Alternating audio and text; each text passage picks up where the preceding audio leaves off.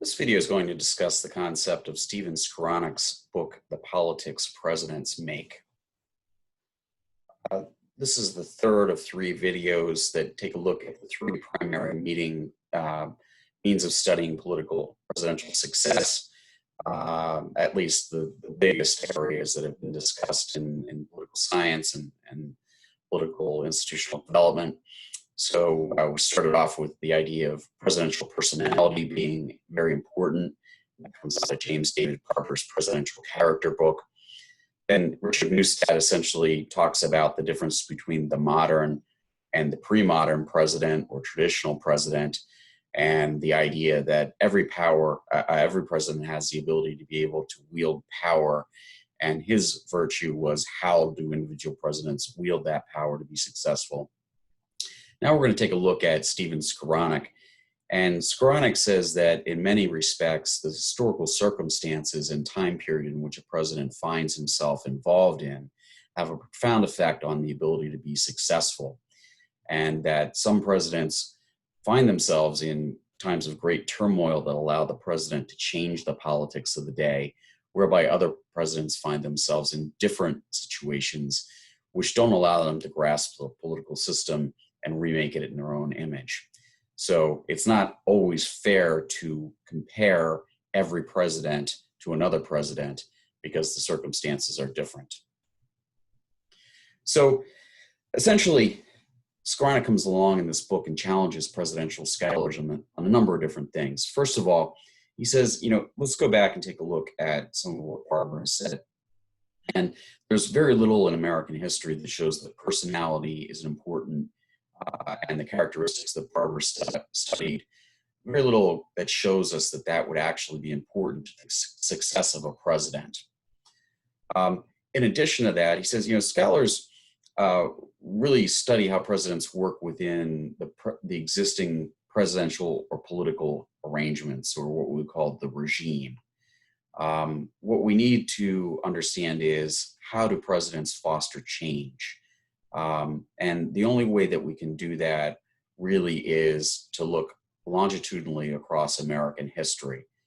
And that's a problem, right? In trying to make any kind of generalizations about the American presidency, given the fact that through President Trump, we've only had 45 individuals who've been president, we don't have the large numbers to be able to do the types of surveys that you might do when you're talking about doing legislative studies in states or in Congress, or overseeing the various different Supreme Court justices and Supreme Court cases. So he says we need to take a look across history. And Neustadt did a bit of that, but he had the pre-modern, modern dichotomy, which really doesn't allow us really much to say, because then we would compare every president before Franklin Delano Roosevelt and every president after him, and that's really all that we can compare each other to. Rather, he says what we need to do is to create certain categories, and he creates a typology in which we can ascertain how presidents behaved in certain situations. And what we might find is that, okay, we have the greats, which are the Washingtons and the Jacksons and the Lincolns and the FDRs and the Reagans of the world, and we can compare them together.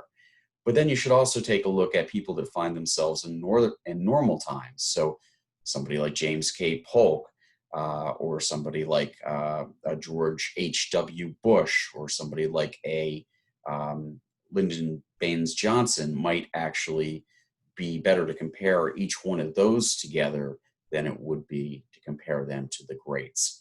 So that's what we're going to discuss as we go through this, is to take a look at how he comes up with his scheme. So he makes this basic distinction between the concept of structure versus agency. And what we saw essentially with the first theories with Barber and also with Neustadt is really the discussion of the fact that individuals control their own destiny.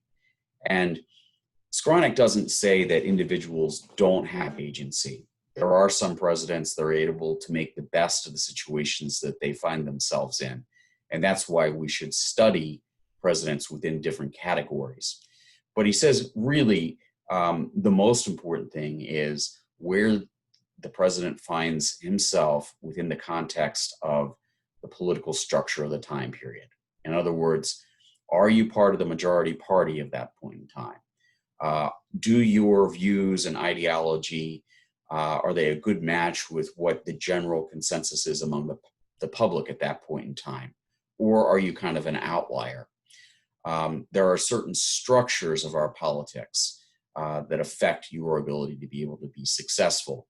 So if you are liberal and conservative times, you're probably less likely to be able to be a successful president, and vice versa.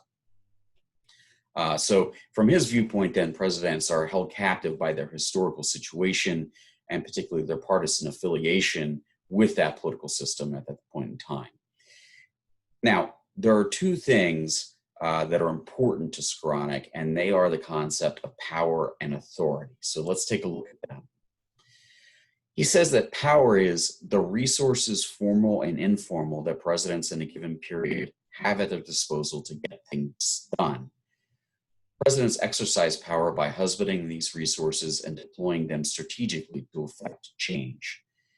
And to some effect, this is really going back and saying, look, Skowronek says to Neustadt essentially, look, I understand your dichotomy between the pre-modern and the modern presidency.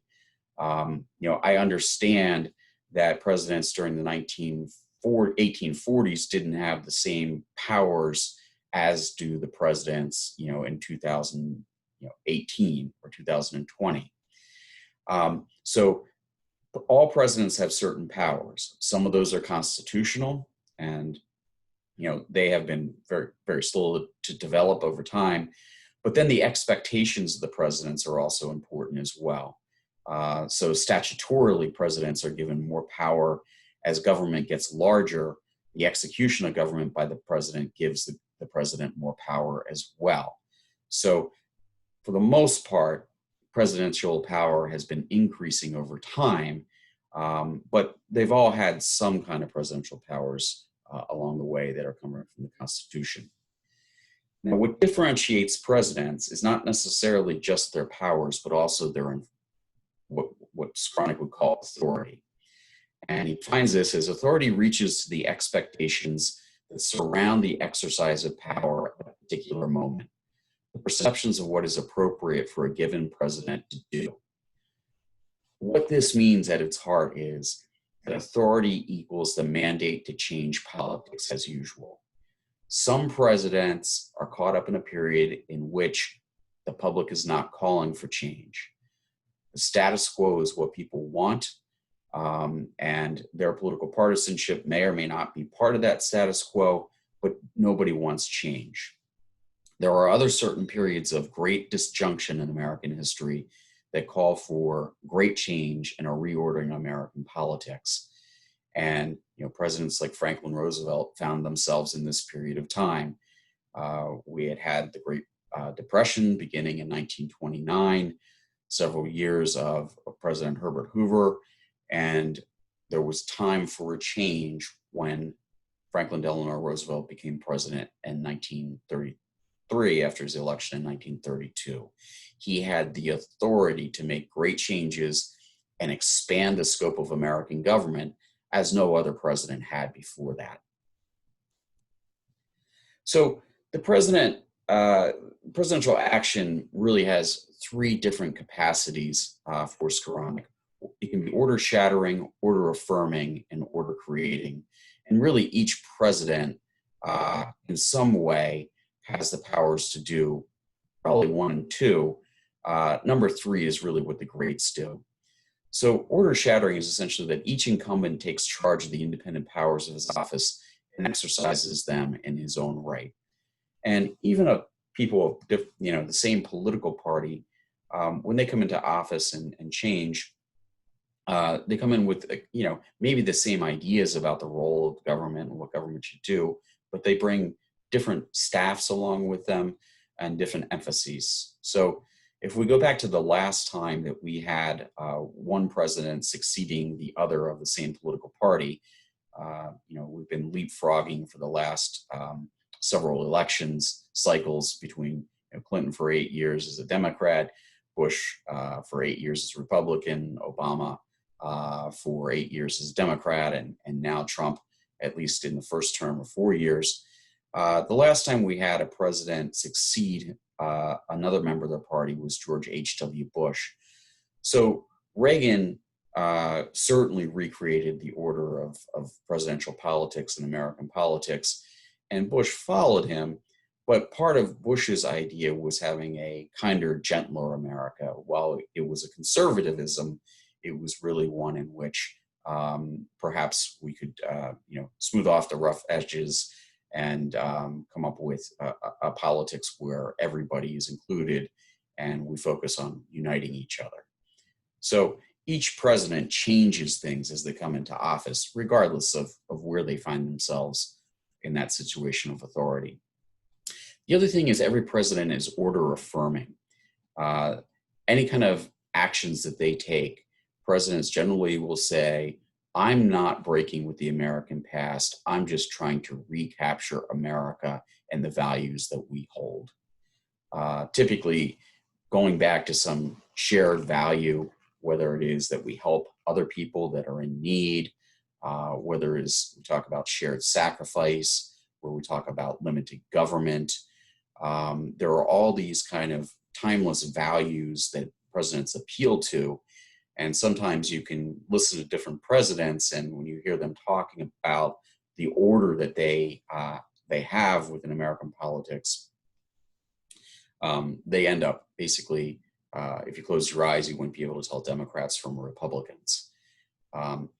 So final thing is order creating. And this is something that not all presidents have the ability to be able to do. Really only those that have great authority find themselves in this capacity. And that is to be able to create an entirely new politics. And usually that happens at periods of great crisis in American history. So Skowronek has three recurrent, what he calls recurrent structures of presidential authority. And they're basically designed around two big questions. What are the previously established commitments of the political system? Right? In other words, are people happy with the way the government's functioning at this period of time, or are they starting to get a little bit restless and think government really needs to change? And then second of all, the president's political identity. And what this really comes down to is a partisan affiliation. Are you a member of a political party that is part of the ruling elite at that point in time, part of the majority party, part of the predominant ideology, or do you happen to be somebody who is opposed to that? Is your party the out group, so to speak? And when we talk about the previous established commitments, then when you have a vulnerable situation, that means things are ripe for change.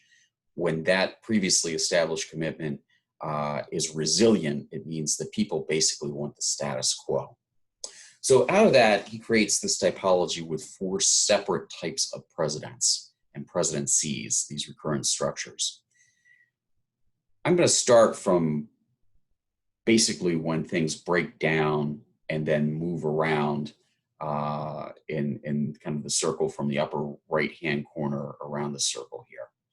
So if the ideas that have been running American government for decades are vulnerable and people are no longer believing that they answer the questions that need to be answered and address the problems that people believe need to be addressed, and you happen to be part of the political party that has been running the status quo for years, meaning you're affiliated, you are in the politics of disjunction, meaning you are ripe for failure, according to Skowronek.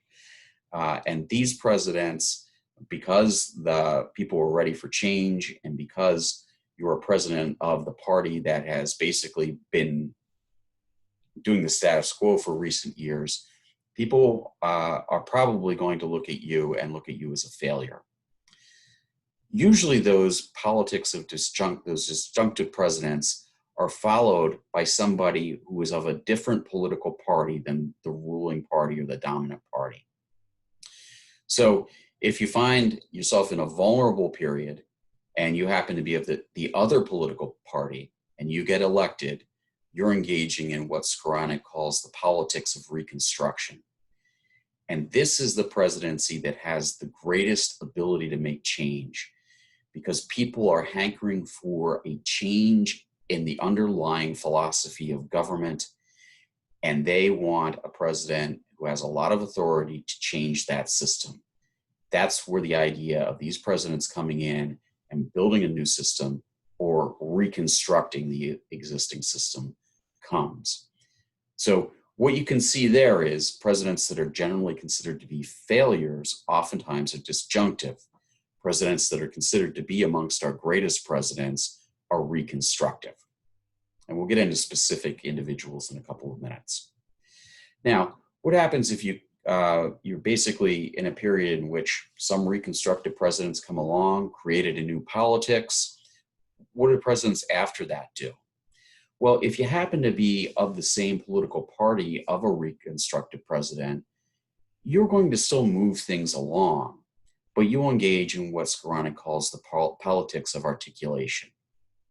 You're not going to remake the entire political system, but the best articulated presidents are people that can build substantially on the record of a reconstructive president.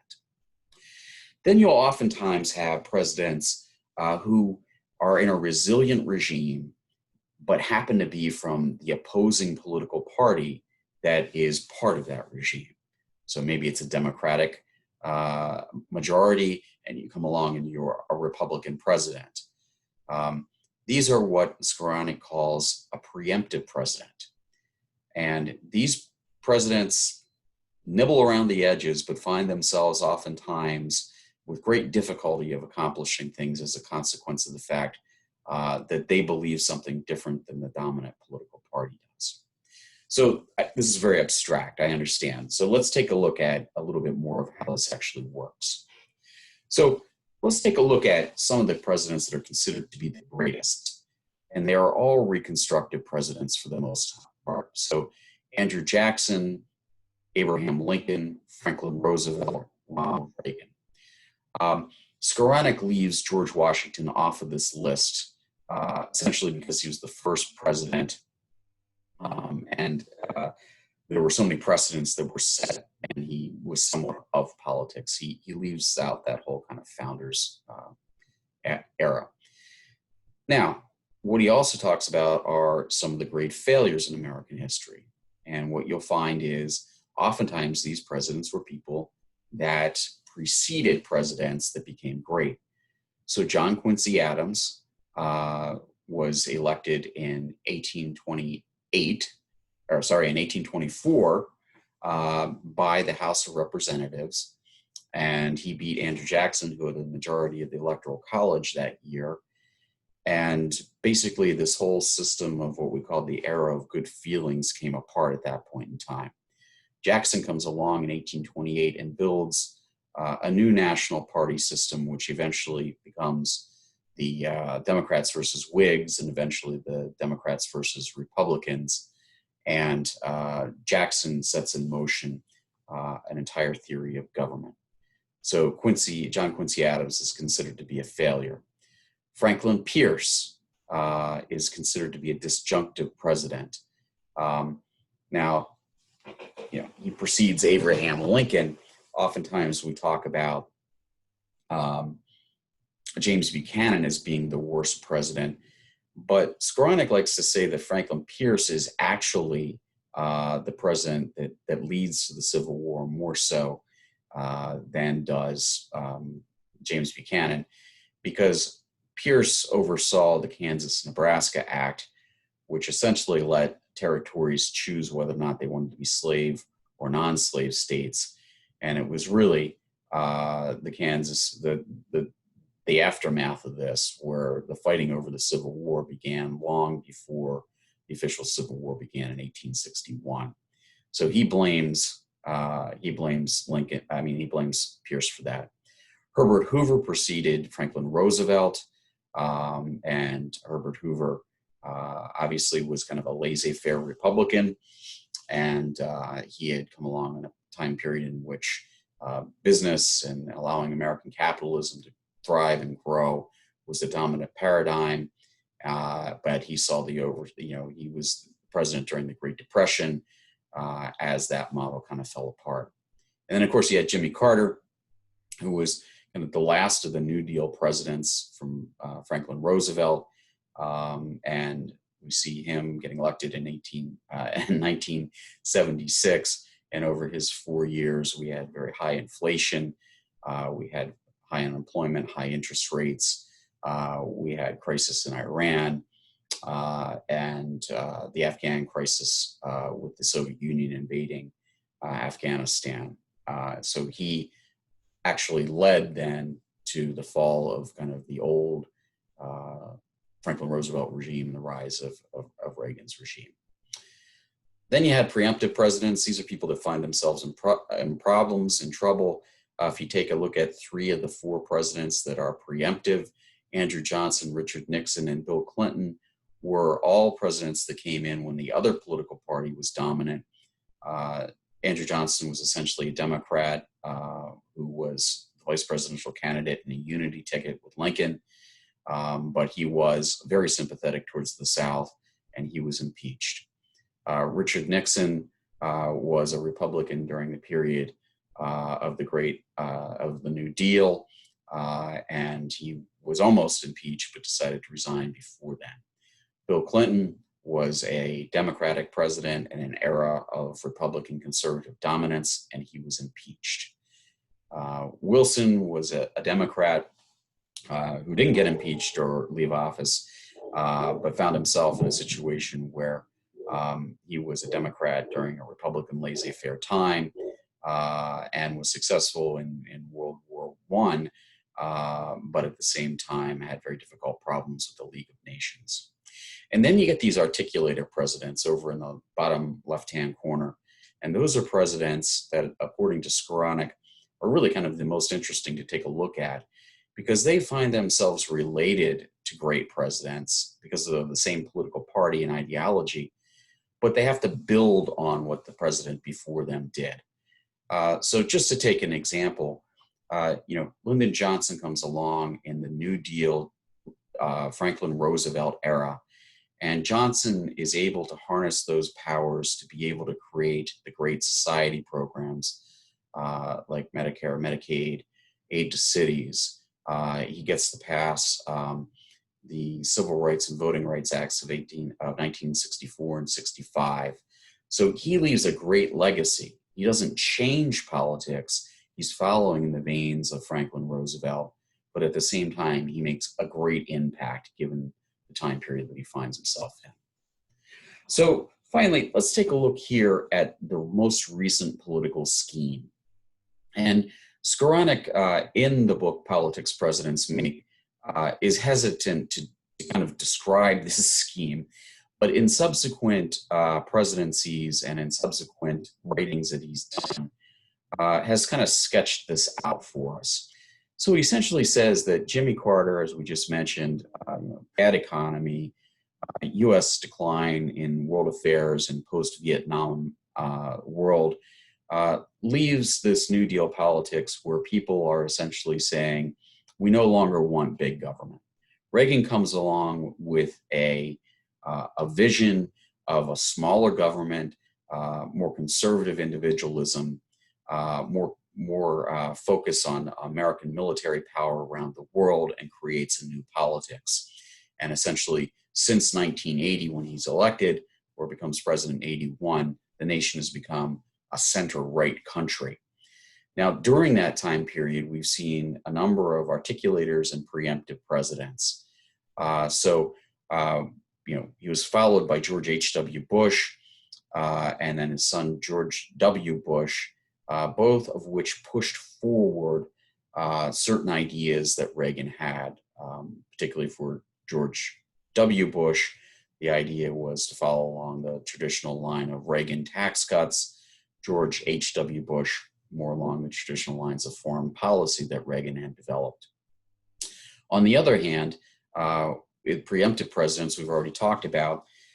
President Bill Clinton came along in 1992 and ran his campaign less as a traditional Democrat and more as a quote unquote new Democrat. And that was, he essentially said, I'm not the same old liberal Democrat in the McGovern and Jimmy Carter and Walter Mondale and Mike Dukakis role. I'm a president essentially that believes that government should be smaller, but we should more or less continue to help people and help the average working person.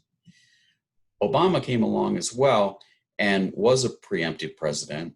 For several years, it looked like he might be a reconstructive president, but ultimately, as we'll see, he probably was a preemptive president and wasn't really able to remake politics in the image of anything beyond the center-right coalition that existed.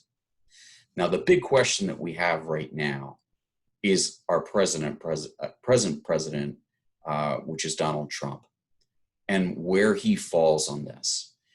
And Skowronek kind of wiggles around here, trying to understand whether or not he's a reconstructive, disjunctive, or an articulator. And I'll leave that for you to decide as you think through this scheme. But this is certainly a much more kind of sophisticated scheme than we've seen with the others that we've taken a look at.